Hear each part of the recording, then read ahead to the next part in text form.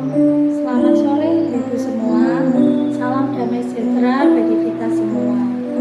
Tuhan kita, Tuhan yang besar dan layak untuk kita puji. Sungguh besar kuasanya. Kita selalu aman dalam naungannya. Terpujilah Allah kita karena Dia Yesus Allah yang perkasa. Mari Ibu kita naikkan dan nyanyian Besarlah Tuhan dan layak dipuji.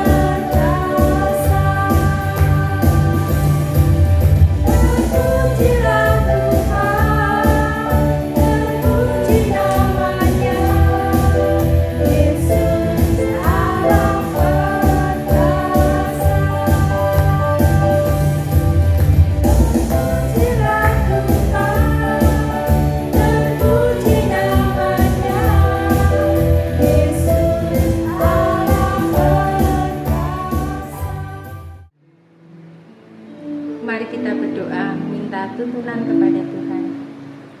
Bapa yang penuh kasih, saat ini kami akan memuji dan memuliakan nama-Mu, menerima firman-Mu sebagai penuntun dalam kehidupan kami.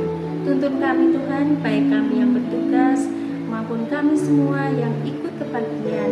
Tuhan, bukakan hati kami masing-masing untuk menerima firman-Mu dan memuji nama Engkau. Kiranya Tuhan memberkati teman-teman kami yang saat ini belum bisa bergabung dengan kami semua. Tuhan tetap menjaga mereka semua, tetap memberkati dan ingat akan Engkau sehingga nama-Mu tetap dipermuliakan. Tuhan, ibadah dari awal, pertengahan hingga akhirnya. Di dalam nama Tuhan Yesus kami mohon penyertaan dari Tuhan. Terima kasih Tuhan Yesus. Amin. Dalam kehidupan kita sehari-hari banyak hal yang kita hadapi, baik itu sukacita, baik itu kesedihan, baik itu kesulitan yang kita hadapi. Namun ingat, ada teman yang sejati yang selalu menyertai kita semua, yaitu Tuhan Yesus sebagai kawan yang sejati, sebagai Tuhan kita semua. Kita akan pujikan Yesus kawan yang sejati.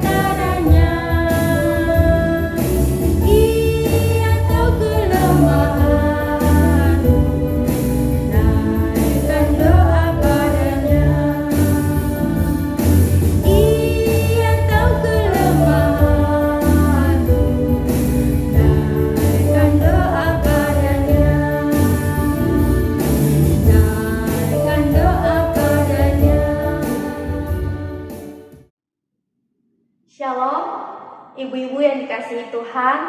Saya bersyukur kembali mendapatkan kesempatan untuk melayani di Komisi Perempuan GKMI Kenari. Saya berharap ibu-ibu di rumah dalam kondisi sehat, dalam hati yang terus bersukacita di dalam Tuhan, dan selalu diberkati. Ya, mari kita berdoa sebelum kita merenungkan kebenaran firman Tuhan pada saat ini. Kita berdoa. Tuhan Bapa dalam surga, kami bersyukur punya Allah yang begitu luar biasa, yang sudah menuntun kami dan akan terus menuntun langkah-langkah kehidupan kami. Pada saat ini kami juga bersyukur karena ada kesempatan kami dapat diteguhkan, dikuatkan, ditopang oleh kebenaran firman. Biarlah Roh Kudus-Mu yang menolong kami mengerti akan firman Tuhan, dan juga Roh Kudus-Mu menolong kami untuk mengingatkan firman itu terus dalam kehidupan kami, sehingga firman-Mu ini Tuhan dapat kami lakukan dalam kehidupan kami hari lepas hari. Terpujilah nama-Mu Bapa, dalam nama Tuhan Yesus kami berdoa. Amin. Ibu-ibu dikasih Tuhan, kita akan baca satu perikop firman Tuhan dari Injil Lukas pasal 23 ayat 33 hingga ayat yang ke-34. Injil Lukas pasal 23 ayat 33 sampai ayat yang ke-34 saya akan bacakan untuk kita semua. Ketika mereka sampai di tempat yang bernama Tengkorak, mereka menyelipkan Yesus di situ dan juga kedua orang penjahat itu, yang seorang di sebelah kanannya dan yang lain di sebelah kirinya. Yesus berkata, "Ya Bapa, ampunilah mereka sebab mereka tidak tahu apa yang mereka perbuat." Lalu mereka membuang undi untuk membagi pakaiannya. Demikianlah firman Tuhan. Ibu-ibu yang dikasihi Tuhan, agama Kristen adalah agama yang dikenal sebagai agama yang menekankan pengampunan. Agama Kristen adalah agama yang dikenal sebagai agama yang menekankan pengampunan. Namun dalam realita kehidupan sehari-hari, tidak sedikit kita melihat, menemukan atau bahkan kita mengalami sendiri orang-orang Kristen yang masih sulit melakukan pengampunan. Orang-orang Kristen yang masih sulit untuk mengampuni. Ada suku di tempat saya melayani saat ini, di mana mereka itu menyimpan dendam yang berkepanjangan dari anak cucunya. Bahkan sampai masalahnya tidak tahu apa, tapi terus dikatakan, didoktrin bahwa suku ini tidak boleh berteman dengan suku itu. Suku ini punya dendam dengan suku itu, jadi tidak boleh berteman, tidak boleh bersama, tidak boleh berbagi kasih. Atau juga di dalam kehidupan keluarga kita misalnya, dan keluarga-keluarga yang pernah saya jumpai dalam masa pelayanan ini, bahwa tidak sedikit keluarga Kristen juga sulit untuk mengampuni. Suami dan istri menyimpan dendam satu sama lain, anak kepada orang tua kepada anak, keluarga yang satu dengan keluarga lainnya. Dan hal ini, ibu-ibu, membuat sebenarnya kita melihat suatu ironi yang terjadi dalam kehidupan orang Kristen kebanyakan, yaitu jauhnya orang Kristen dari kata mengampuni. Sulitnya orang Kristen untuk melakukan pengampunan, untuk memberikan pengampunan. Nah, maka pada hari ini, ibu-ibu, saya akan mengajak kita kembali melihat kepada respon Yesus yang Yesus berikan di tengah penderitaannya yang begitu luar biasa, penderitaannya yang sangat hebat di kayu salib. Bagaimana Yesus memberikan respon pengampunan kepada para pelaku yang membuatnya menderita, kepada orang-orang yang menyulitkannya. Di dalam sejarah kekristenan umat manusia, ibu-ibu, dikatakan bahwa penderitaan Yesus ini adalah penderitaan yang sangat luar biasa, yang pernah terjadi dalam sejarah kehidupan manusia. Hukuman yang Yesus terima ini adalah hukuman yang paling brutal dalam kekaisaran Romawi, dalam sejarah kehidupan manusia yang pernah terjadi. Ibu-ibu, Yesus mengalami penderitaan yang sangat luar biasa, dari luka-luka fisik yang dialaminya, ujung kepala sampai ujung kaki. Kemudian dia harus dipermalukan di depan umum, seolah-olah dia adalah seorang yang bersalah, seolah-olah dia adalah penjahat. Kemudian ditambah lagi dia memikul kayu balok yang begitu berat, sekitar 30-45 kilo dalam penderitaannya saat itu, membuat kita dapat membayangkan ini penderitaan bukan penderitaan yang biasanya dialami manusia. Ini adalah penderitaan yang sangat menyakitkan. Dan kemudian Yesus pun digiring, dibawa ke bukit tengkorak, bukit yang dimana saat itu menjadi tempat eksekusi dari penjahat-penjahat. Tempat di mana penjahat-penjahat dihukum mati. Tempat tengkorak, di bukit tengkorak itu, Yesus disamakan dengan para penjahat. Padahal dia tidak melakukan dosa atau kesalahan apapun. Ibu-ibu yang dikasihi Tuhan, inilah kita melihat begitu luar biasanya Yesus berespon di dalam penderitaannya. Begitu luar biasanya Yesus berespon terhadap orang-orang yang melakukan sesuatu kepadanya. Dalam kehidupan kita, kita mungkin akan sangat cepat berespon yang negatif kepada orang yang membuat kita menderita. Mungkin zaman sekarang ya, sudah ada HP, ada gadget, kita bisa aja menuliskan situ status-status yang memaki-maki mungkin, atau mencurahkan perasaan kita yang negatif terhadap orang yang menyakiti kita. Atau bahkan kita buang muka gitu, kita tidak mau berelasi kembali dengan orang-orang yang menyakiti kita. Kita menjauhi, kita tidak mau menyapa ataupun melakukan hal-hal negatif lainnya. Tetapi di sini yang dilakukan Yesus berbeda. Respon Yesus terhadap orang-orang yang menyakitinya adalah Dikatakan di ayat 34 tadi, Yesus berkata, "Ya Bapa, ampunilah mereka sebab mereka tidak tahu apa yang mereka perbuat. Ya Bapa, ampunilah mereka sebab mereka tidak tahu apa yang mereka perbuat." Ibu-ibu, kalimat ini bukan hanya sekedar memperlihatkan bahwa Yesus sedang mengucapkan suatu kalimat untuk orang-orang yang menyakiti dia. Tetapi di balik ini lebih dalam lagi memperlihatkan bahwa di dalam penderitaannya Yesus tetap berhubungan dengan Bapa. Di dalam penderitaannya Yesus tetap terkoneksi kepada Bapa. Sehingga di tengah penderitaannya Yesus memiliki perspektif yang berbeda, yaitu perspektif ilahi di dalam penderitaannya. Ketika dia melihat perlakuan-perlakuan yang diberikan kepada dirinya, dia menyaksikan para penyalibnya, orang-orang yang menuntut kematiannya. Di situ Yesus merasa memunculkan belas kasihan. Yesus berkata bahwa ampunilah mereka sebab mereka tidak tahu apa yang mereka perbuat. Ini perspektif ilahi, ibu-ibu. Seringkali kita sebaliknya ya, kita dalam penderitaan kita sulit melakukan hal seperti itu. Kalau di dalam penderitaan kita tidak terhubung dengan Bapa, kita tidak terkoneksi dengan Allah, maka kita tidak akan mampu melakukan seperti yang Yesus lakukan, yaitu berbelas kasihan kepada orang yang menyiksa, kepada orang yang menyakiti, kepada orang yang berbuat jahat kepada kita. Yesus bilang, ampunilah mereka ya Bapa, sebab mereka tidak tahu apa yang mereka perbuat. Apa yang dimaksud dengan ketidaktahuan mereka? Ibu-ibu, jelas sekali di sini bahwa para tentara Romawi, para pemuka agama, mereka menyalibkan Yesus. Tetapi mereka tidak tahu bahwa mereka sedang mendatangkan hukuman atas diri mereka sendiri. Mereka tidak tahu bahwa mereka sedang melakukan dosa yang besar, bahwa mereka sedang menyalibkan orang yang tidak bersalah, orang yang tidak berdosa. Mereka tidak tahu, mereka tidak menyadari itu. Maka Yesus yang punya perspektif ilahi, yang mampu melihat jauh ke dalam perbuatan yang dilakukan orang-orang itu, Yesuslah yang berkata kepada Bapa, ya Bapa, ampunilah mereka, sebab mereka tidak tahu apa yang mereka perbuat.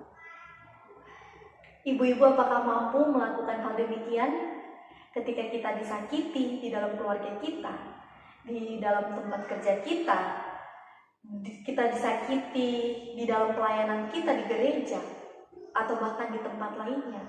Apakah kita mampu mengatakan, ya Bapa, ampunilah mereka, sebab mereka tidak tahu apa yang mereka perbuat?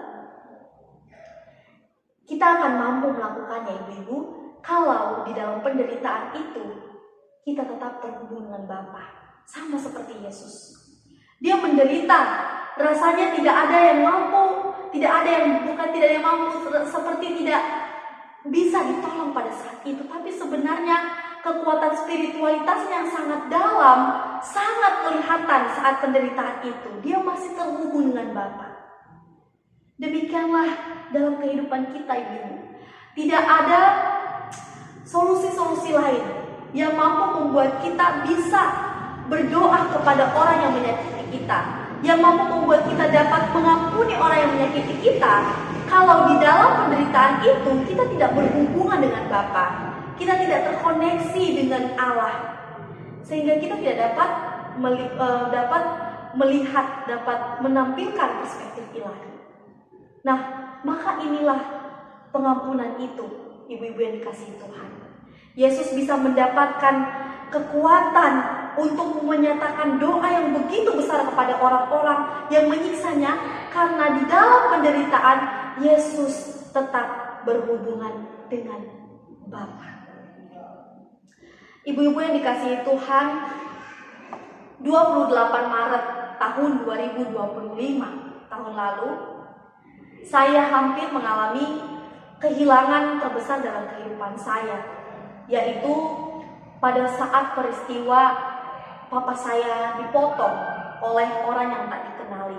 Dipotong di leher dan juga di tangannya, seperti dibacok begitu. Dan Saya melihat di situ respon dari orang-orang terdekat, bahkan jemaat yang menyerukan untuk menemukan pelaku dan memberikan perlakuan setimpal dengan perbuatannya. Orang-orang jemaat-jemaat, orang terdekat kami bersepakat untuk membunuh, untuk menghukum pelaku itu jika pelaku itu tertangkap.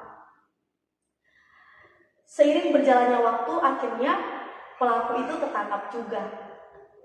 Namun di sini respon yang unik, respon baru saya lihat dari papa saya.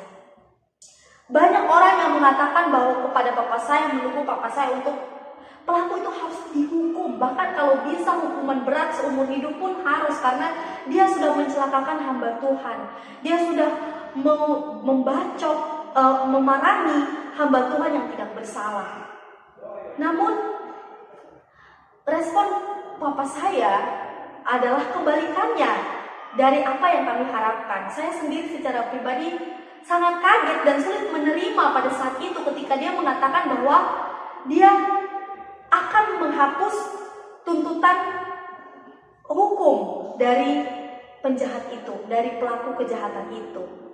Dia mau mengampuni tanpa embel-embel, mau dikasih denda atau lain sebagainya. Dia tidak mengharapkan itu. Dia mau melakukan pengampunan, memberikan pengampunan kepada penjahat itu. Saya sampai heran, ibu-ibu. Saya bertanya, kenapa sampai Papa mau melakukan hal itu? Kan sudah susah-susah juga pelaku ini ketangkap. Masa udah ketangkap terus kita sebagai korban kita tidak menuntut sesuatu dari mereka. Namun Papa saya menyadarkan saya kembali. Dia mengatakan bahwa dia sudah berdoa. Dia sudah berdoa dan dia diingatkan kembali akan panggilan Tuhan. Dia diingatkan kembali akan panggilan Tuhan bahwa dia datang ke tempat ini, dia datang ke Papua bukan untuk memenjarakan orang, tetapi untuk membawa Injil kepada mereka, tetapi untuk menobatkan mereka.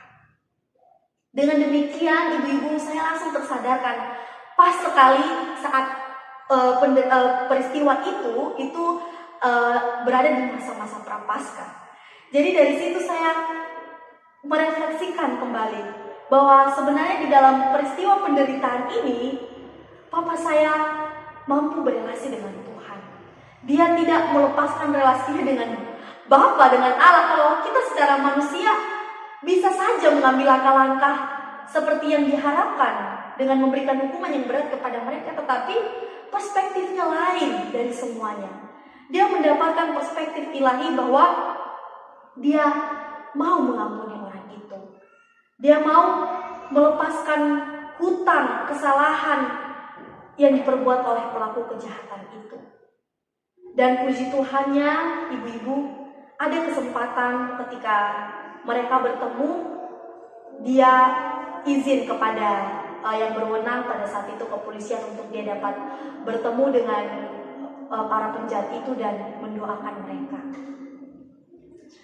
Ya, ibu-ibu yang dikasihi Tuhan, di dalam penderitaan, ketika kita berhubungan dengan Bapa, ketika kita berhubungan dengan Allah, maka ada kekuatan bagi kita untuk kita mampu berdoa, untuk kita mampu berbelas kasihan kepada orang-orang yang menyakiti kita, untuk kita mampu memberikan pengampunan kepada mereka. Mungkin efeknya itu tidak mampu kita lihat saat ini, tapi percayalah ibu-ibu, Tuhan akan bekerja. Tuhan akan bekerja di waktu yang tepat dan memperlihatkan kepada kita doa-doa atau pengampunan, kuasa dari pengampunan yang telah kita berikan kepada orang-orang yang menyakiti kita. Seperti peristiwa Yesus ini. Di ayat 39 dan 41 di situ memperlihatkan kita bahwa ada dampak yang diberikan dari perkataan pengampunan Yesus itu. Yaitu dampaknya apa? Dampaknya adalah penjahat yang di salah satu sisi Yesus mengalami pertobatan. Dia menyaksikan betul bahwa Yesus ini berbeda dari pribadi manusia lainnya. Bahwa Yesus ini mampu menunjukkan belas kasihannya kepada orang-orang yang menyakitinya. di dalam penderitaan yang Yesus alami, sehingga dampak dari perkataan Yesus itu langsung terjadi dalam kehidupan salah satu penjahat di sisi Yesus. Dia mengalami pertobatan, dia mengalami anugerah Allah di detik-detik terakhir kehidupannya. Dia mengatakan di ayat 41, kita memang selayaknya dihukum sebab kita menerima balasan yang setimpal dengan perbuatan kita. Tetapi orang ini, Yesus ini, tidak berbuat sesuatu yang salah. Ada sesuatu yang membuka hati penjahat ini di detik-detik terakhir kehidupannya ketika dia melihat kesaksian dari Yesus. Yesus mengucapkan kalimat pengampunan kepada orang-orang yang menyakitinya. Ibu-ibu yang dikasihi Tuhan, saya hampir selalu mendengar kisah rumah tangga tentang para ibu yang disakiti atau perempuan-perempuan yang disakiti, perempuan-perempuan yang dijahati, perempuan-perempuan yang selalu menjadi korban di dalam rumah tangga.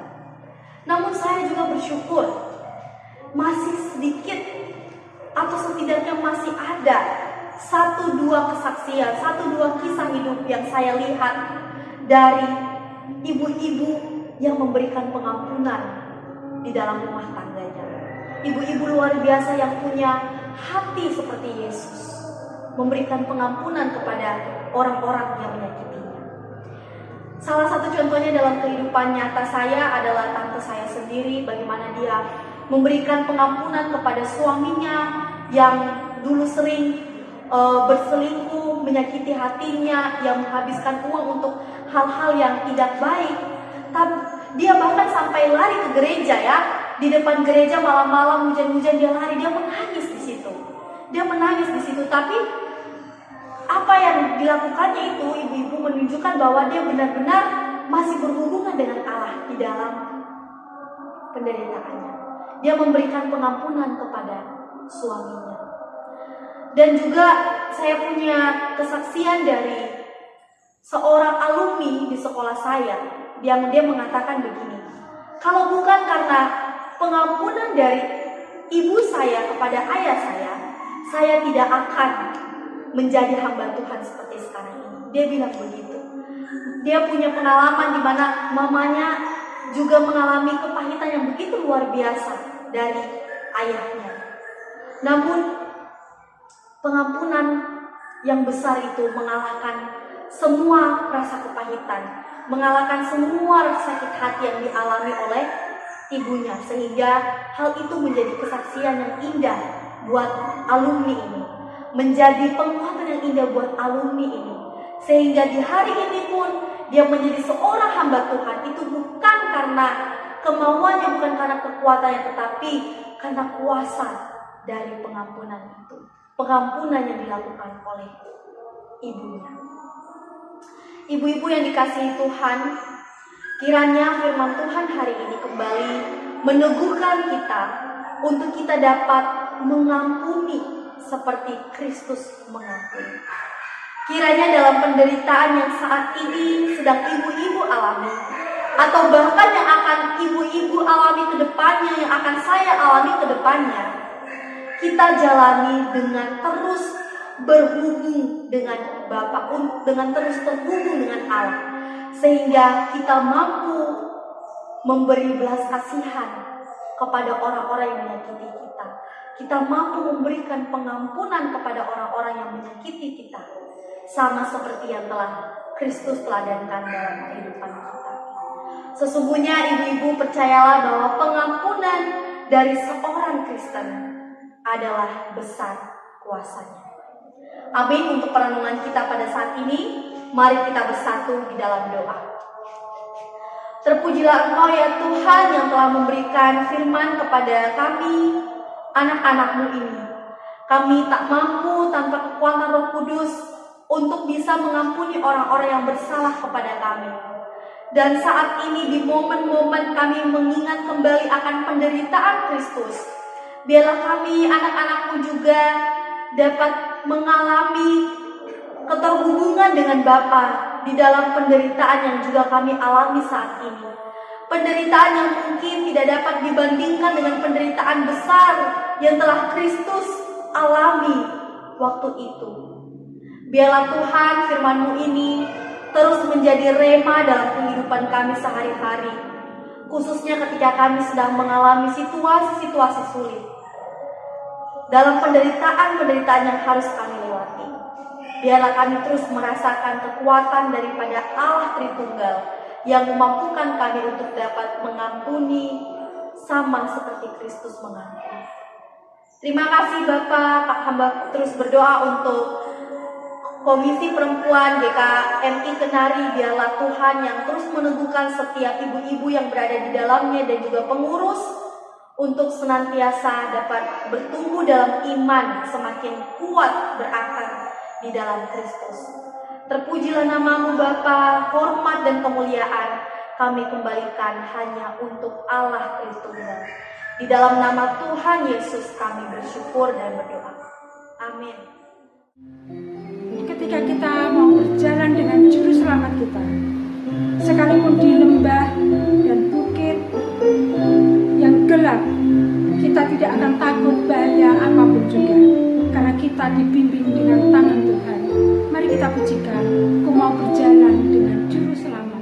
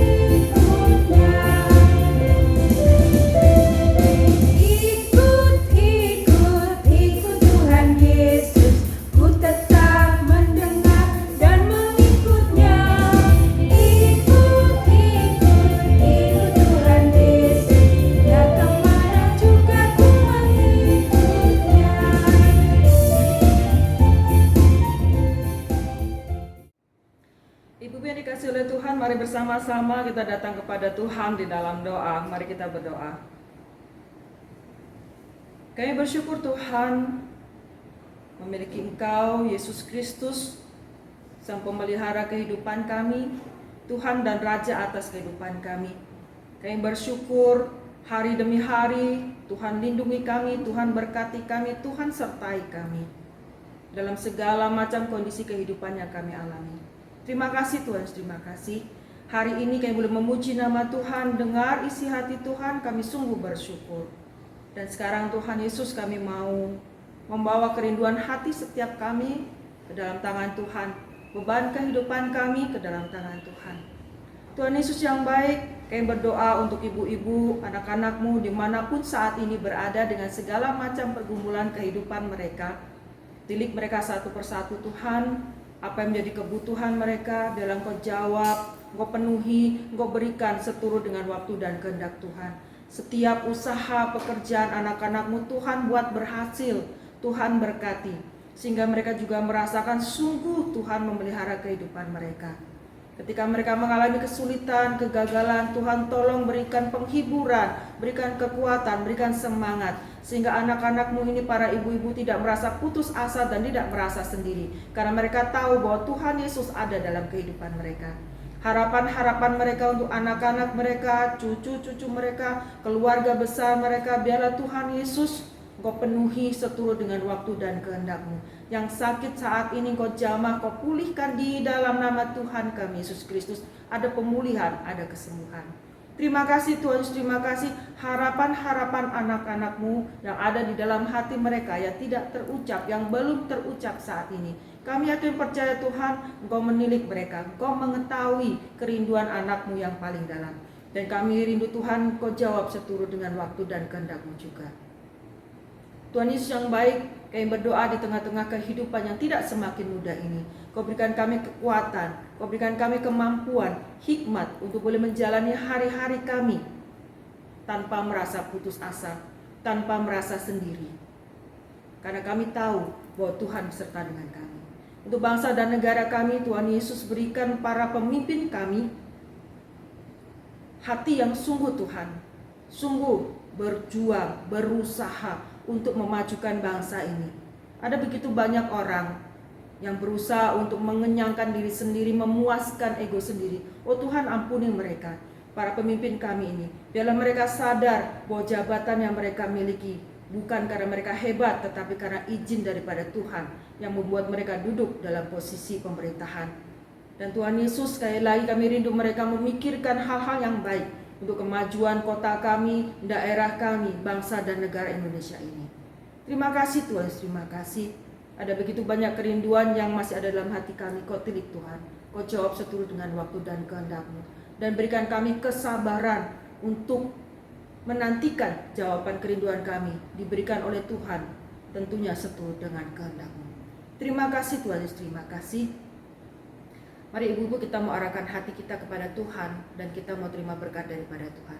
Kiranya kasih karunia, damai sejahtera, pemeliharaan yang sempurna, pemeliharaan hari-hari, hari demi hari, pemeliharaan daripada Allah Bapa, Allah Putra, dan Allah Roh Kudus ada bersama-sama dengan kita semua mulai dari sekarang sampai selama-lamanya.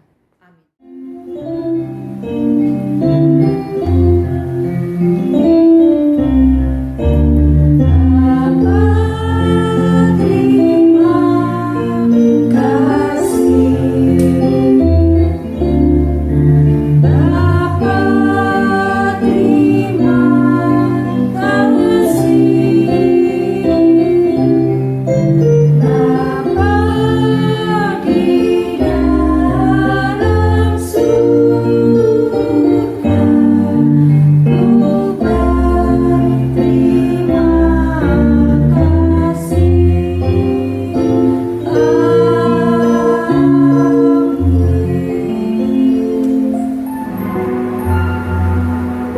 Ibadah telah selesai.